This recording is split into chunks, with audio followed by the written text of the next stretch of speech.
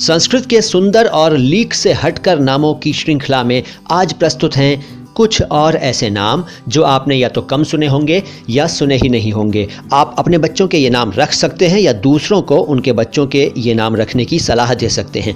आज का पहला नाम है उत्कृष्ट। उत्कृष्ट का मतलब है सुपीरियर, एक्सेलेंट, एमिनेंट। इसके बाद उदधे। उदधे समुद्र को कहते हैं यानी ओशियन। इसके बाद उद्बोध।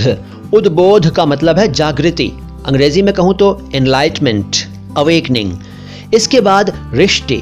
रिष्टि का मतलब है तलवार।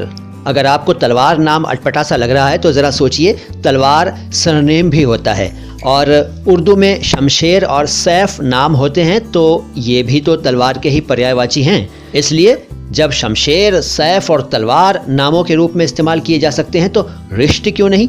ये तो एक नया सा नाम है ना। इसके बाद ओज। ओज का मतलब है लाइट यानी कि प्रकाश, स्प्लेंडर, ब्रिलियंस। ओज के बाद ओजस्विता।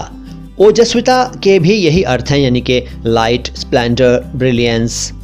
इसके बाद कलिका। कलिका यानी कि कली, बड, BUD बड।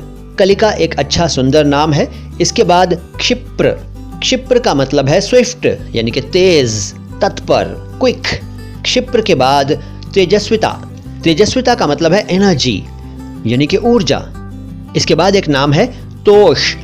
आपने संतोष नाम तो जरूर सुना है लेकिन तोष कम सुना होगा या सुना ही नहीं होगा। मतलब वही है संतुष्टि, संतोष, सेटिस्फैक्शन।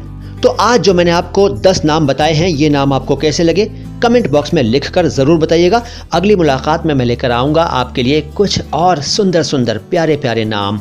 मैं हूँ मुईन शम्सी और ये चैनल है my Hindi my Urdu. Thank you.